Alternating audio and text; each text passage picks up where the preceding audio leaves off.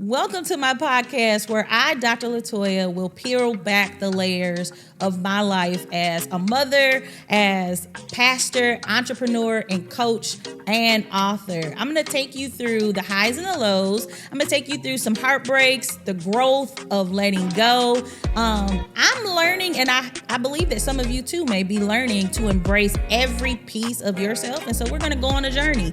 And so I'm going to talk about the things that I have celebrated. I'm going to talk about the pieces of me that I've hidden. And I'm also going to talk about the pieces of me that I've had to surrender.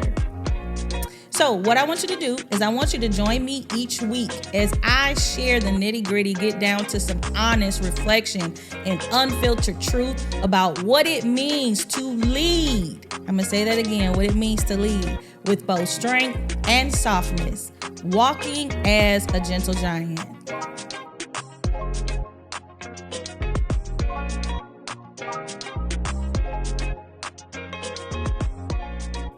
So let's get into it. I want to share with you today, first, as we begin, my why for this topic.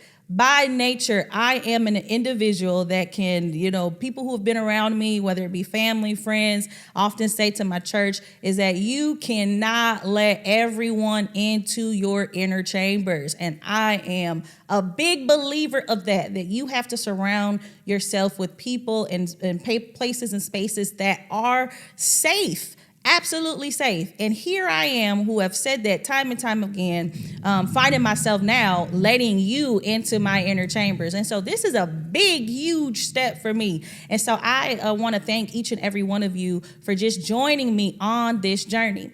But there's one thing that I've discovered more so recently is that a good soldier is willing to remove their armor to go out and to assist someone else. And so that's what I'm doing. I'm basically saying that I am going to take this step right now to remove the armor, let down the guards, and let you in on what makes me me. So one of the things is I think about a piece of me. I often think about how did I kind of come into evolving into not just Dr. LaToya, but my very, very beginning? And I have to say that it all started with my parents. And so when I think about them, I take moments to think about how there is a piece of me that is like my mother, who was a single parent. My parents divorced when I was 7 years old. My mom was always jazzy. She had really great fashion sense, known to be someone that is going to show up in the place and you sure enough would know her when she walked in. I'd like to think that that's a piece of me too that I carry, that she has too, is always wanting to be snazzy and to be jazzy. But there also was the mother who was working independently, working 2, sometimes 3 jobs to meet the needs of my sister and I.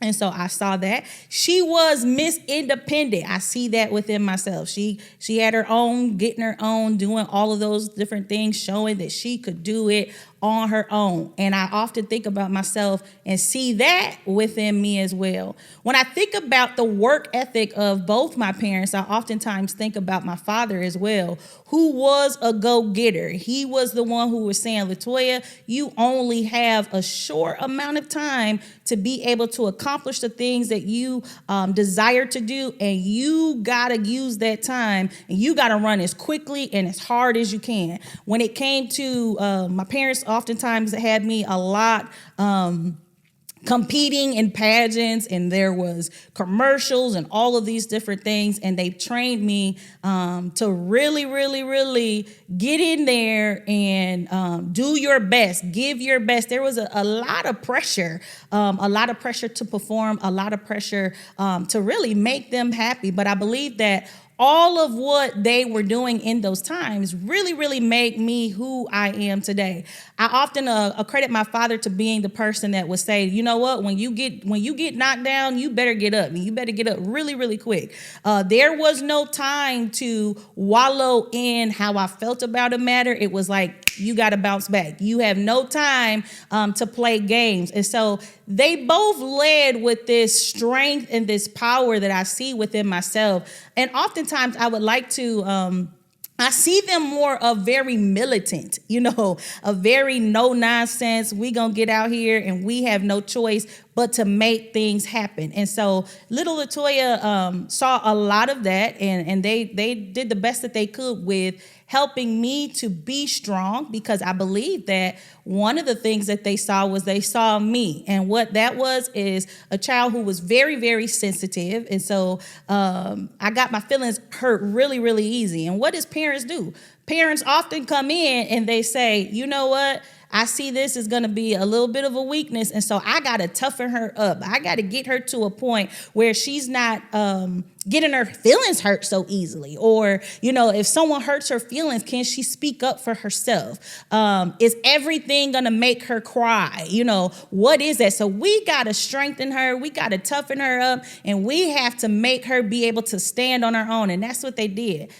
I believe that is what has made me be able to bounce back after a business loss. That's what's allowed me to have, to be able to look fear in the face as a teenage mother and be able to overcome. That is what kept me throughout college when I was going through maybe some, what they would call back in my day, baby daddy issues, is because, my husband and I were high school sweethearts. So we didn't start the road as just being a married couple. And so when I was failing in college, because there was all of this different drama going on, I had to pull myself up, and be able to move forward. When I encountered a lot of different challenges in life, there were things that I was rooted in that has caused me to really, really show up in spaces unfazed and unbothered and unmoved. But that was a part of how I was groomed and how I was trained. Did not mean that I did not have feelings, because the natural side of me was one that was often told as a little girl, you know what? You cry so much that if you shed one more tear, if you keep crying when it's something that's really, really serious, you will not have any tears to shed. Once again, when we are bringing people, when we're raising children, we want to protect them. But one of the things that I had to learn really quick in life is how to balance the strength, but then learning eventually on my journey that it was okay to have that softness. And so when I look at that, I look at the two pieces of me, which was both of my parents, and then trying to merge them into me, who I am naturally, and being okay with having that gentleness, but then having that strength that needs to show up in spaces all at once. One of the things is when I think about this, as a pastor, I had to learn, and there was a part of my journey where I had to pull back, because I recognized that you can't go in there and just be so strong and not being able to connect with people who are broken and people who have challenges and issues. Because what you expect out of yourself, you most likely are going to expect out of other people. So if I expect myself to bounce back after going through some things that really I needed to take time to breathe through, I needed to take time to grieve through, and really say to myself that I am not okay, I was learning along my journey that is how I would most certainly lead. And so there was a period of time before pastoring where God had to really pull me out, and he had me on what I call the spiritual operating room table, where he was beginning to show me all of the things that I was struggling with that I needed to first heal in before journeying through that. And some of that was really acknowledging that it was okay for me to feel the pain that I had experienced. It was okay for me to journey through some of the processing where I had been kind of trained to just, you know what, you went through this, let's clean this up and let's move forward. No, let's sit with it and really process what's happening, and that it was totally okay. So I had to learn that, you know what, it's going to take both strength to lead as a pastor, especially as a female pastor. So I thank God, because all of those things about not, no, you're going to get back up, you're going to get back out there, you're going to move with strength and power, you're not going to sit here and wallow here. That is what's allowed me to move as a female pastor. But at the same time, I had to learn how to lead gracefully. As a mother, I certainly had a journey where I began with leading with such power until I realized that, hey, your girls aren't really built maybe like you. And so they're going to need you to really tap into a side of nurture that maybe you really didn't experience because, you had that single mom who was in survival mode. I often talk about being that single mom. My mom didn't play. Now, she's saved now, but she didn't play.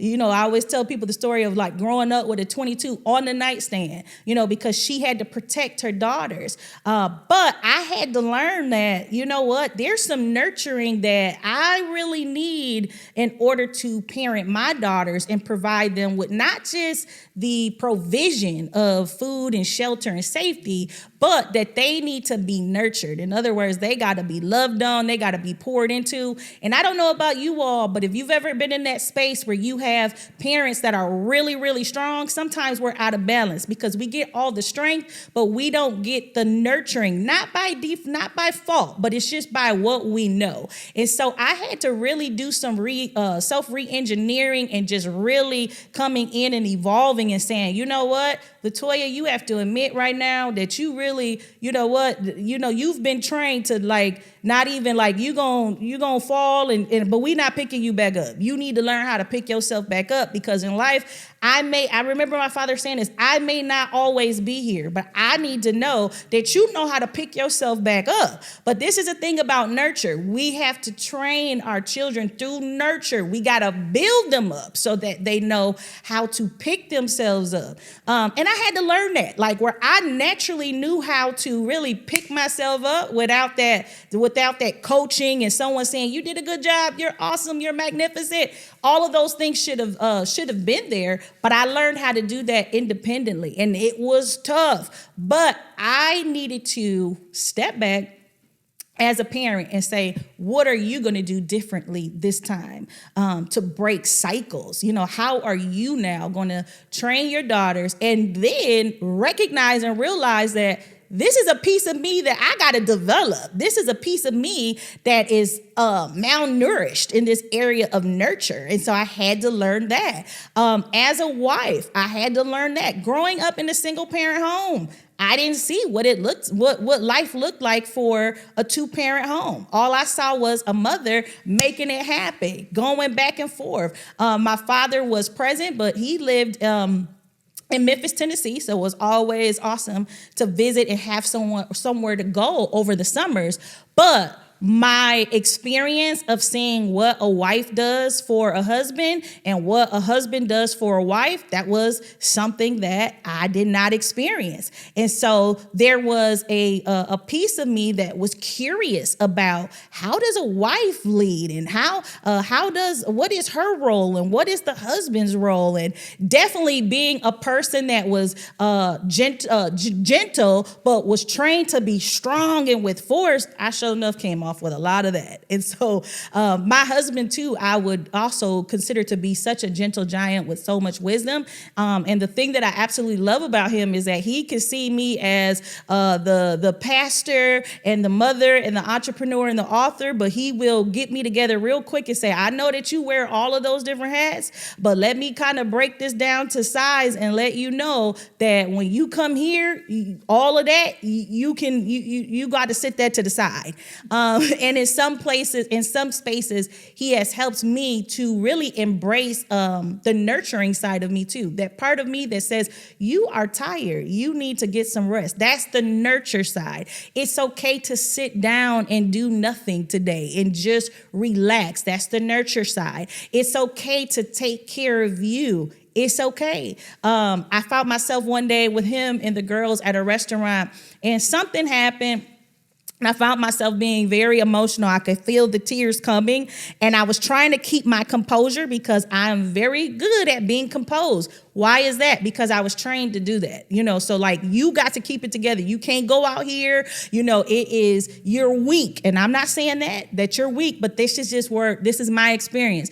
You can't go out there showing all of this emotion, right? And so because that's naturally who I am, I was sitting there at the table and I'm keeping myself together. And one of the girls said, Mom, what's wrong? As soon as she said that, I could feel the overflow of tears coming.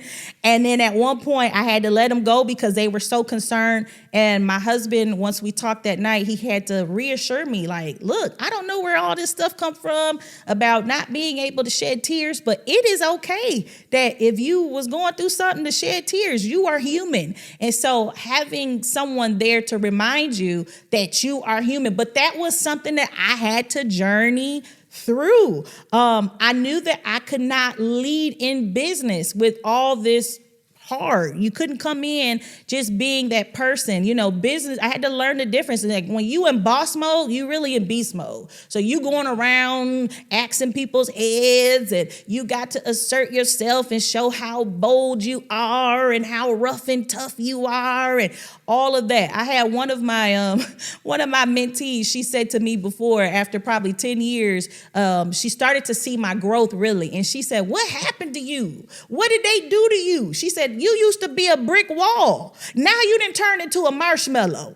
And I laughed because she did not realize that when she had previously been under my leadership, she saw me hard. She saw me not taking too much of nothing, coming in and asserting myself and showing and coming off really bold and sometimes just cutting people down, cut you up type of stuff, because that's what I was accustomed to. But eventually I saw that the power in leadership is more so about building others up.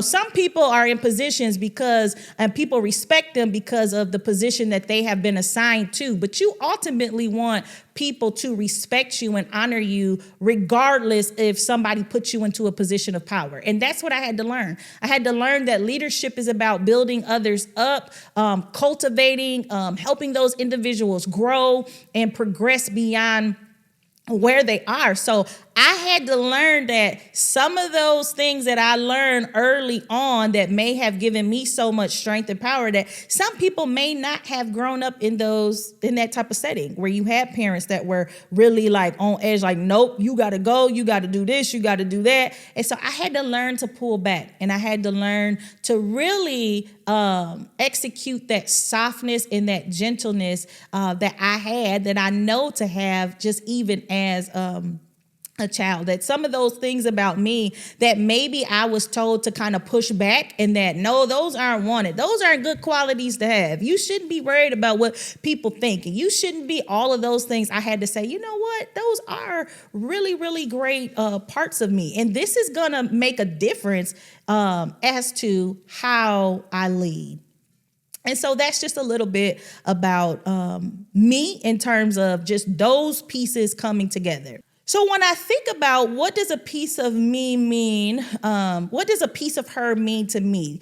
There are a variety of pieces of me. So there are not just, I think about the roles, the titles. It's not about that, but it's just about the experiences, how other people or how individuals experience me in different settings, because I always say that everyone does not get full access to me. And I'm a big believer of that. And so I often tell people my name is LaToya, but that's a piece of me. And professionally, some people refer to me as pastor. Some people refer to me as Dr. LaToya. But there's a piece of me that belongs just to family, which they affectionately call me Toya, or they affectionately call me Toy, because of the relationship that they have with me.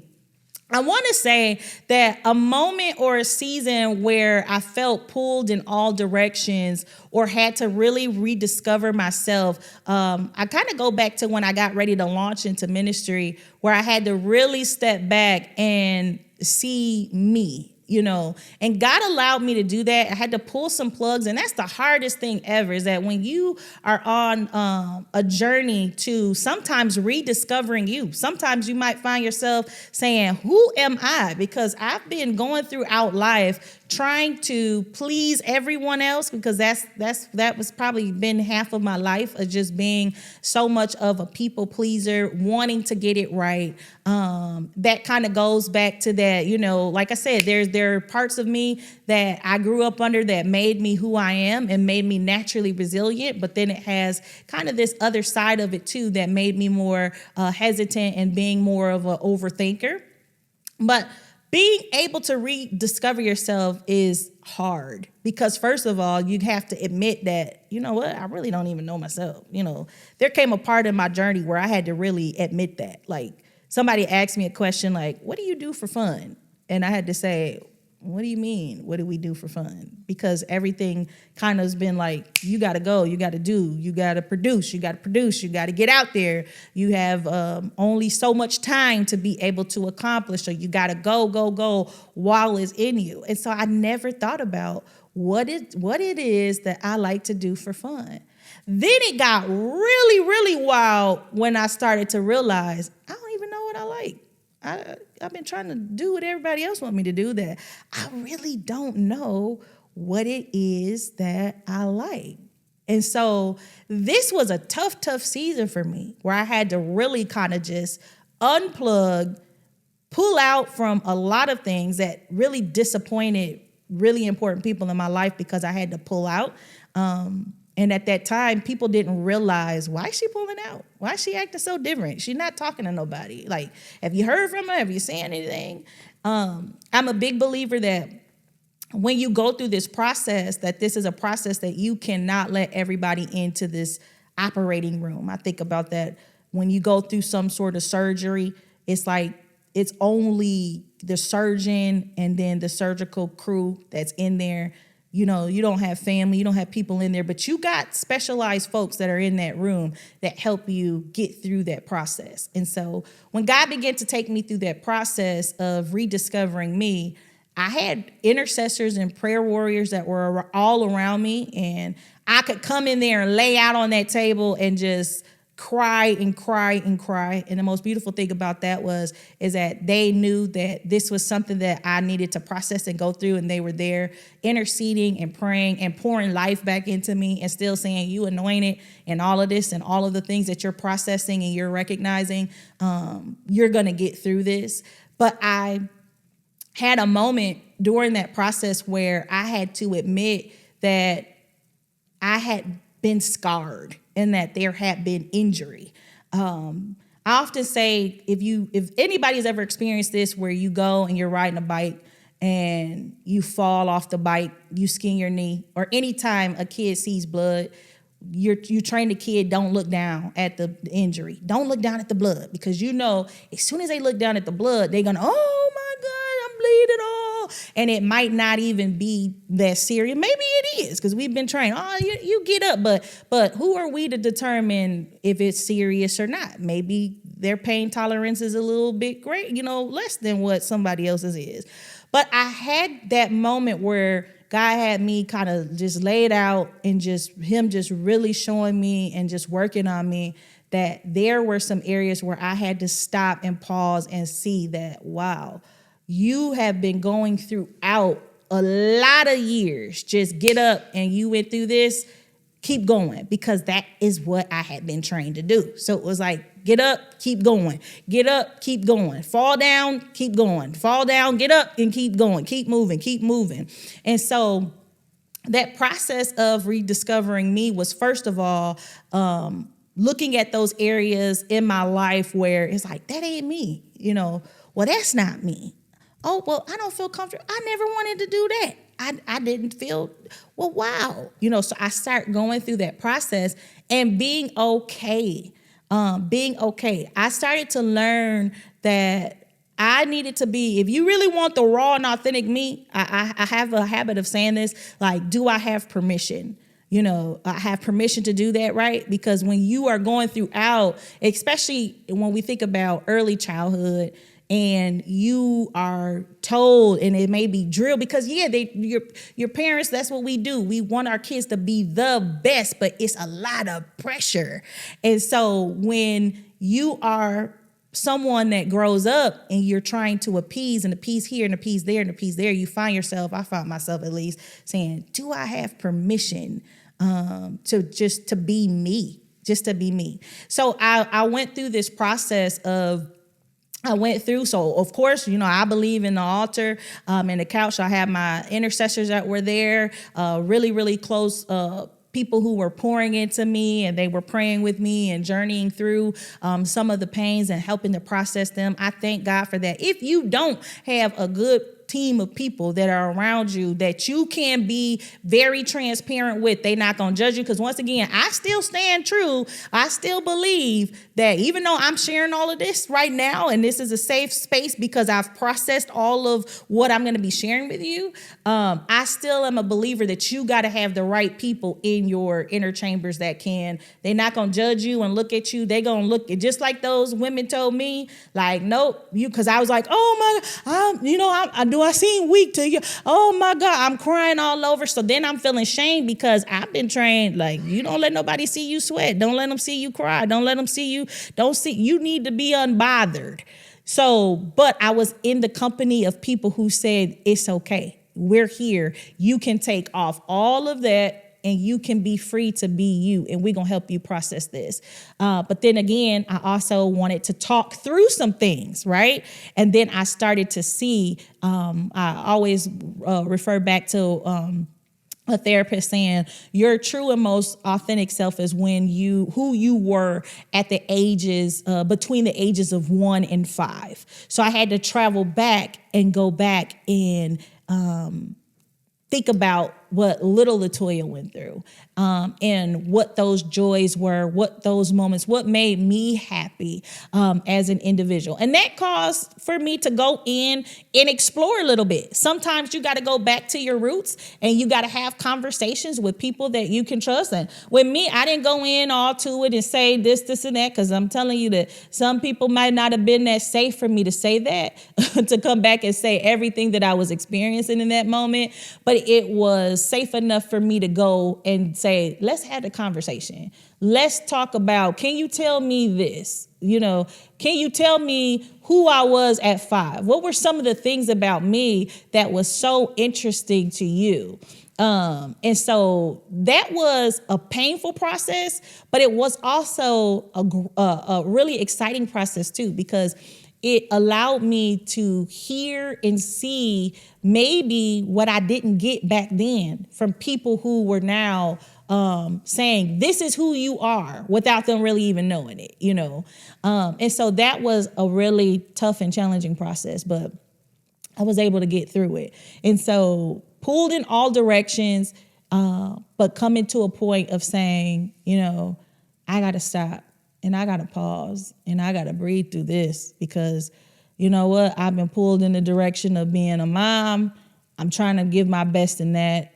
Marriage, I'm trying to navigate that with just no playbook, just going through that. How do I balance this as being somebody that's strong, but then still, showing up as that wife, journeying through entrepreneurship, and then at some point, I know and I knew that this was a part of what I'm called to do, because I'm a natural leader, that God was calling me to pastor. But I couldn't just jump in. I had to pause and say, let me process some things, because, I do feel, pulled in different directions. But I tell people that there was stuff that I had to clear off my plate.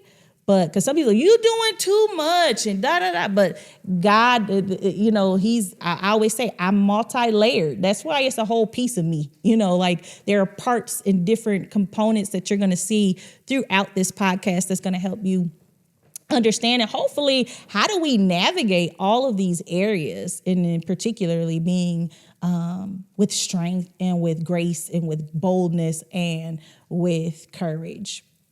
So what can you expect? So let's talk about that for a few moments. So what you can expect in future episodes. And so this is going to be a journey in healing. So we will be, tapping into our faith and journeying through how God really, really, really plays a big role in our ability to do all that he's called us to do. Because that's the other thing too, is that some of us carry heavy, heavy assignments, and And how do we do that with grace and strength and balance and all of those different things, like being a pastor and a mom, and then balancing an entrepreneur, an author, all of these, it gets heavy. And so we'll talk about that. I'm also going to be bringing on different, hopefully different folks too that have been able to balance these areas as well. So we'll have some exciting conversation on that. We'll talk about identity. And so who we are, not what everybody else has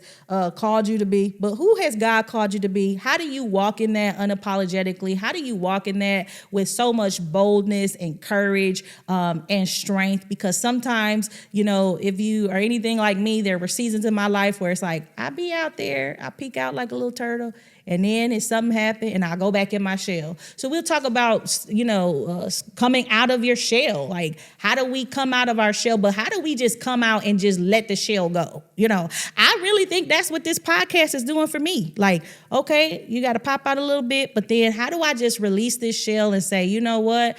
I'm going to get out there, because you know why? I believe that there is something that God has put on the inside of me that's going to help other people. And then knowing who you are in God and not having to apologize about it. That has been, it seems like, the story of my life. I've been pushed to get out there. And then when you get out there, no, you out there too bright. No, you need to pull back. Oh, well, nope, you should be going forward. Oh, well, no, you doing too much. So it's just like, okay. Well, you're shining too bright, and the Bible tells us to let our light shine before men so that they can see our good works and glorify our Father in heaven. But somewhere along the line, I've been around some people that they think we lightning bugs, like you shine for a little bit and then, well, nope, you got to pause and let them shine a little bit. And I get it that, we all work together and that we all have reason to shine. You should be shining bright, right? Everybody around you should be shining bright. But I've also had to learn that you can't dim your light because of the insecurities of others or what they may have too. And so part of that people pleasing has been, I don't want anybody to be upset. Maybe I'm doing this too much. Maybe I'm doing too much. Maybe they're not going to like me. I'm not going to be received. That has been a huge struggle. Especially when you start to elevate. One of the things that I start talking about a lot of times is humility. But you go through a lot. You go through a lot of being misunderstood. Sometimes your family, they think that, that person think they lie. We knew her back when she was Snook and she was Toy. Yeah, I'm still Snook and I'm still Toy, but I'm also Dr. LaToya. I'm also a pastor. That's a piece of me. So you may have only experienced the Toy, but there are other people who are experiencing Dr. LaToya. And that's okay. But it doesn't mean that I've left those pieces. Sometimes it's that we have to leave and come out of places that are comfortable for us in order for us to reach the level that we need to. Then you got they forgot where. Well, sometimes you ain't all the way out. Let's be clear about that too. Is that sometimes people are trying. Well, they done forgot about me. Well, I haven't gotten all the way out. I'm trying to get to a place. You know why? Because sometimes we go back into them spaces and then we see, the residue is still there. I got to get all of this residue off first before I come back for you, because you might trip me up and have me back in that slump again, right? And so we find ourselves saying that, look, I'm coming back to be able to pull everybody out that I can, but I gotta focus on getting to a place in God, where He's saying, look, I need you to fully release and walk fully in who you are unapologetically. And so that's what we're going to be talking about. And last but not least, we're going to be talking about balance. How do we balance all of this? Because there are a group of us out here. I believe that's you, and I believe that's you, which is that you have been called to do multiple things. Sometimes as a coach, people come to me and they say, somebody says such and such said that I do too much. I say, well, you talking to the wrong person. because they tell me I do too much too. But I've gotten to a point where it's like, this is what I'm called to do. You know, if you do one thing, that is awesome. It's amazing. It does not make you a person that's lesser. But if God has put something on you and he's giving you something that is calling you to do multiple things, don't be afraid of that. Just know that God has called you to it, you know. And so we're going to talk about balance, because there's sometimes, even in the sense of knowing that I've been called to several different places, sometimes I've gotten out of step. And that's okay. You know, I've got ahead of God on that. So just because he showed me it right now didn't mean that I needed to run in it. I had to learn that. So I take my time. You know, sometimes it's the pressure, because this is what really this podcast is all about. This is what I want y'all to really know, is the podcast is really, at the end of the day, how do you authentically be you without all of the pressure from everybody around you to do what they think you should be doing within their time, within their scope, and what they see you should be doing. But how do you get to a point where you really, really, really listen at what God has called you to do, move in his timing, move according to how he has orchestrated his plan for you, and be okay with that? And how can you move and know, yep, I know that I'm supposed to be doing this, and that's not happening right now, but it's in God's timing. It's not in your timing. How do you do that without falling into the pressure to do what others want you to do, so that you can stay true to who God has called you to be? So that's what we're going to be talking about. And I'm super excited for y'all, because this is some tough stuff. I don't know about you, but all of my life it seems like, and it's good, and it's worked. Sometimes you got, all things work together for the good of those who are called, who love the Lord and are called according to his purpose. Like, all of these things work together for my good. But it was pressure and it was painful. And some of those things trickled into other parts of me. And I had to stop and be real with myself and say, hey, you know what? This worked good, but you can't carry this over into motherhood. You can't carry this over into being a wife. You can't lead people in this way. And so we got to step back and say, you know what? And I had to say, hey, I am a giant, but there is something called a gentle giant. And so how do we be gentle?